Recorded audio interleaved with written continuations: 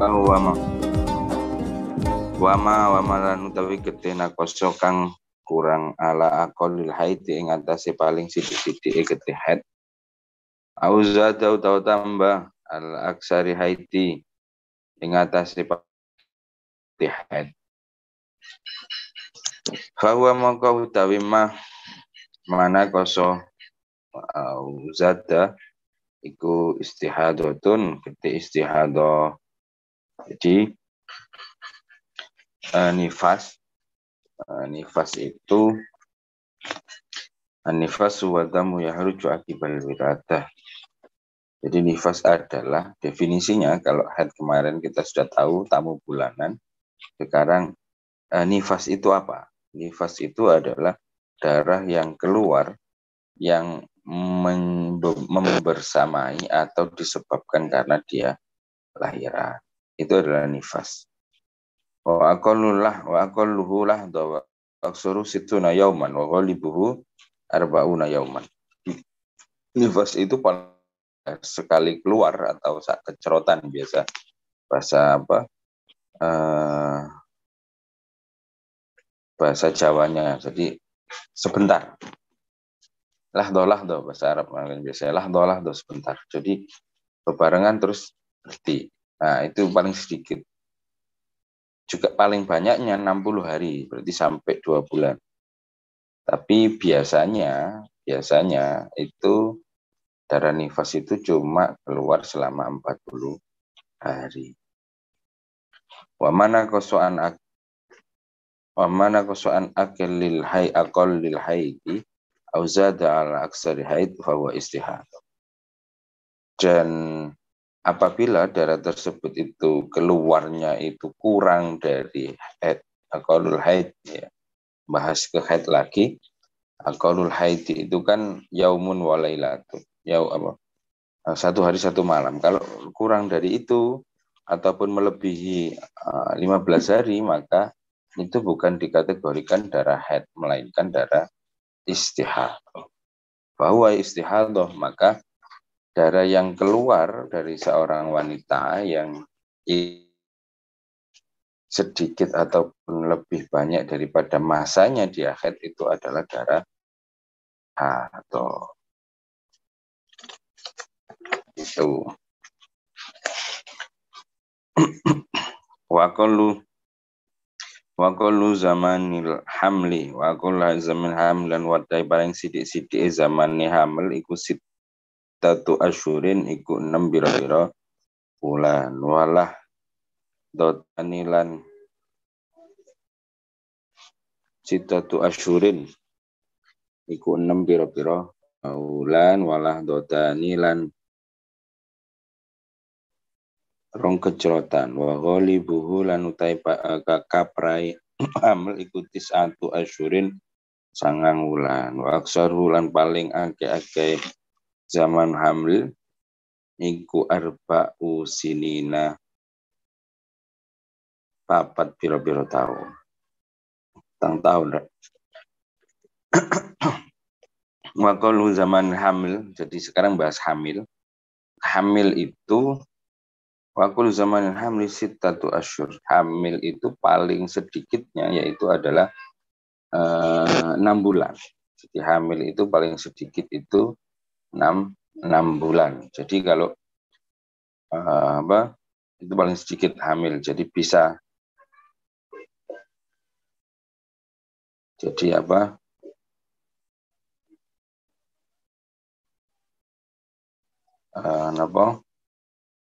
hamilnya itu cuma hanya dilakukan selama 6 bulan. Terus tapi biasanya itu 9 bulan. Dan paling banyak itu adalah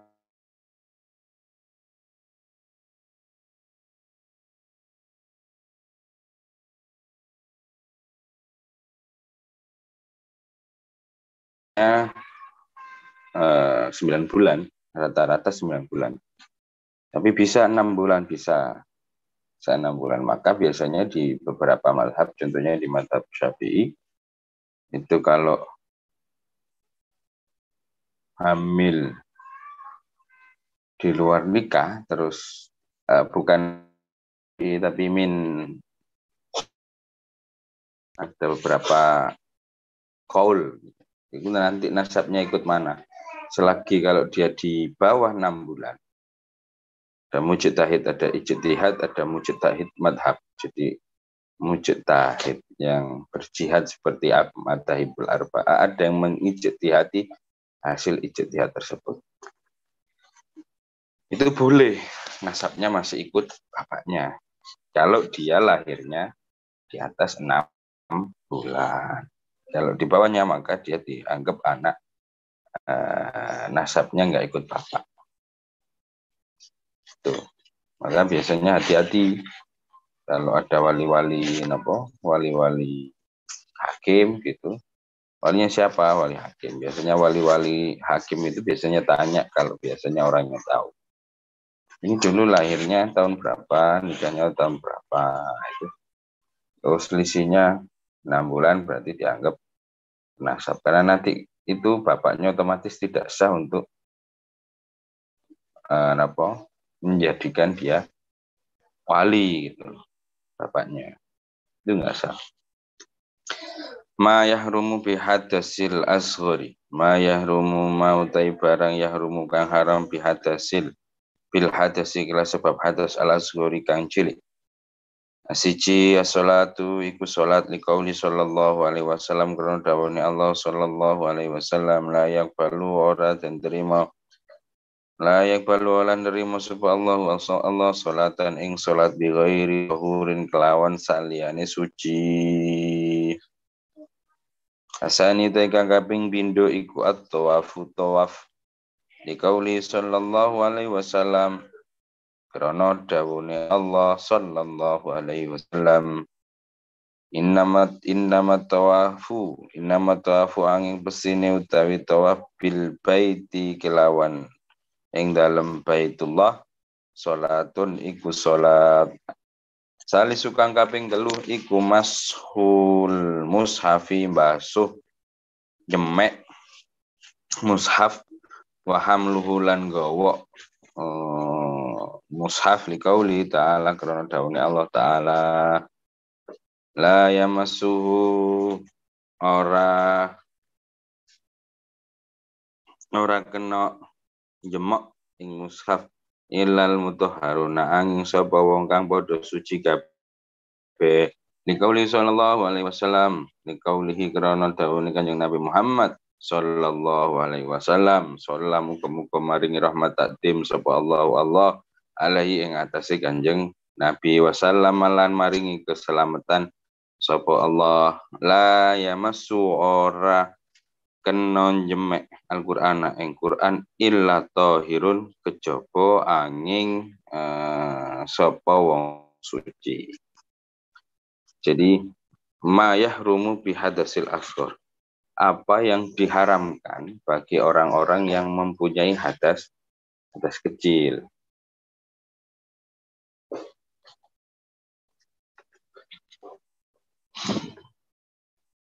Jadi ma yahrumu bihadasil asghar. Orang yang sebab hadas kecil jadi dia tidak diperbolehkan. Apa saja yang sesuatu hal atau pekerjaan yang tidak diperbolehkan ketika dia sedang hadas kecil. Yang pertama adalah sholat. Dia nggak boleh sholat. Liqauli sallallahu alaihi wasallam karena dia punya hadas kecil maka dia harus wudu dulu membersihkan hadasnya tersebut baru diperbolehkan sholat. Nah, dalilnya apa? Liqauli sallallahu alaihi wasallam taunya Kanjeng Nabi Muhammad sallallahu alaihi wasallam la yaqbalullahu sholatan bi ghairi tahurin. Allah tidak akan menerima sholatnya seseorang tanpa bersuci. Otomatis dia harus berwudu dulu gitu. Yang kedua adalah tawaf. At-tawafu liqauli sallallahu alaihi wasallam at-tawafu bil baiti shalah. Tawaf. Kenapa? Karena dawuhnya Kanjeng Nabi Muhammad sallallahu alaihi wasallam sesungguhnya tawaf innamas tawaf bil baiti shalah. Itu di Baitullah itu sebagaimana sholat. Jadi pengkiasannya pun dia sama dengan sholat. Otomatis syarat rukunnya itu sama dengan syarat rukun sholat, karena dia diibaratkan sama dengan sholat. Kalau sholat dia harus suci, harus bersih, maka tawaf juga seperti itu. Dia harus suci, dia harus bersih, dia harus memenuhi syarat-syarat tawaf tersebut. Yang ketiga adalah masul mushaf, menyentuh mushaf. Wahamluhu liqauli ta'ala, dan membawanya, baik memegang ataupun membawanya, enggak boleh, karena dia punya hadas kecil. Liqauli ta'ala la yamassuhu illal mutahharun, tidak memegangnya kecuali orang-orang yang suci. Ada dawuh yang kedua, yaitu dawuhnya Kanjeng Nabi. Kalau yang pertama dawuhnya Allah Subhanahu wa taala, la yamassul Qur'an illa tahirun. Tidak boleh menyentuh Al-Qur'an kecuali orang-orang yang suci. Itu jadi menyentuh Al-Qur'an pun itu harus suci. Mushaf. Mushaf itu berarti sesuatu yang utuh. Contoh Al-Quran yang kalau lempirannya berbeda. Kalau yang ada terjemahnya itu juga bukan termasuk mushaf lagi di dalam perdebatan beberapa ulama. Jadi yang dimasuk mushaf itu adalah Al-Quran secara utuh, itu mushaf. Kalau lempiran itu bukan mushaf lagi. Ataupun yang lempiran ada terjemahnya, boleh disentuh, boleh sebagai pendapat, karena itu sudah bukan murni mushaf lagi. Kecuali yang mushaf tidak ada terjemahnya, maka tidak boleh. Perbandingannya adalah lebih banyak terjemahannya daripada yang diterjemah tersebut. Itu yang tidak diperbolehkan. Sama halnya kalau HP biasanya. HP di dalamnya ada Al-Quran. Itu bagaimana hukumnya? Sama, itu bukan dikategorikan sebagai mushaf. Kalau dia dikategorikan sebagai mushaf, maka ya itu tadi, sulit untuk dipegang. Masa nanti pegang HP, kan dia wudu, pegang HP nggak punya wudu. Nah, itu karena dia bukan kategori mushaf, makanya dia diperbolehkan. Di HP yang punya aplikasi Quran itu bukan terkategori mushaf. Yang mushaf itu ya benda kelihatan yang bisa dipegang, bukan aplikasinya ataupun lembaran bagian-bagian dari mushaf tersebut. Terus ma yahrumu bil janabah, ma utawi iku barang yahrumu kang haram bil janabati kedue wong kang janabat. Yahrumu haram biha sebab janabah, apa ma barang yahrumu kang haram bihat bil hadasi kelawan hadas al asori kang jin. Wa tazidu lan tambah sapa sira alaihi ing atase ma yahrumu bil janabah bi amroini kelawan perkara loro. Awaluhuma utawi awal karone iku qiraatul Qur'an, maca Qur'an liqauli sallallahu alaihi wasallam, krana dawuhe Kanjeng Nabi Muhammad sallallahu alaihi wasallam. La yaqra'u ora kena maca sapa al junubu wong kang junub wala haidu lan wong haid syai'an ing suci-wici minal Qur'ani saking Qur'an. Sanihima utawi kang nomor loro karone iku al-muksu. Yang kedua itu adalah al-muksu. Muksu niku bisa berdiam diri. Al-muksu berdiam diri fil masjid, yang dalam masjid. Dikauli sallallahu alaihi wasallam, kira dawuh Kanjeng Muhammad sallallahu alaihi wasallam, la uhillal masjida lil haid wala junubin. lihaidin wala junubin. Jadi tidak halal. Orang halal langsung al-masjid yang masjid lihaidin gede wong kang haid wala junub lan wong kang junub. Jadi ma yahrumu fil janabah. Apa saja yang tidak boleh bagi orang yang junub. Ma yahrumu bil janabah yahrumu biha ma yahrumu bil hadasil asghar wa tazidu alaihi bi amrayn. Jadi haram orang yang junub itu haram juga melakukan orang yang hadas kecil karena hadas besar ini dimaksud. Jadi juga haram melakukan yang kecil itu juga haram. Wong yang besar kok ini malah yang kecil-kecil juga termasuk kategori haram. Apa saja berarti sholat, tawaf sama menyentuh tadi. Terus ditambahi dua hal. Wa tazidu alaihi bi amrayni. Jadi tambahan dua, tambahan lagi. Jadi selain yang diharamkan ketika hadas kecil, ketambahan dua lagi. Yang pertama yaitu awwalu qiraatul Qur'an. Jadi yang pertama tidak boleh membaca Quran karena dia junub. Liqauli sallallahu alaihi wasallam la yaqra'ul junuba wala haidu wala yaqra'ul junubu wala haidu yaqra'ul junubu walal haidu syai'an minal Qur'an. Jadi hendaklah janganlah seorang junub ataupun orang yang sedang haid itu membaca bagian sesuatu dari Al-Qur'an. Min Al-Qur'an. Sanihima muksu fil masjid. Yang kedua yaitu adalah berdiam diri di masjid.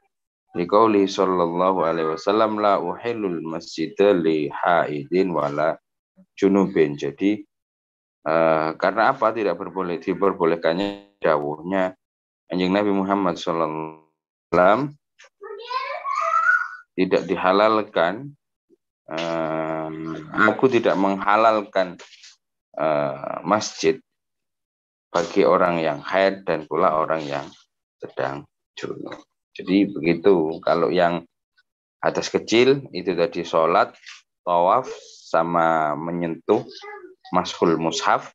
Tapi kalau yang junub hadas besarnya ditambahi dua, selain tiga itu ada tambahan qiraatul Quran. Yang kedua adalah muksu fil masjid ataupun berdiam diri di dalam masjid. Itu tidak diperbolehkan. Insya Allah nanti di pertemuan yang selanjutnya kita akan bahas ma yahrumu bil haid, apa saja yang diharamkan bagi orang yang sedang punya udzur ataupun sedang sekian pertemuan kali ini. Kami mohon maaf bila mana ada tutur kata yang salah, apabila ada keterangan yang kurang tepat. Syukron wa tumtum bi barakati wa najah ilal liqa. Allahul muwaffiq ila aqwamit thoriq.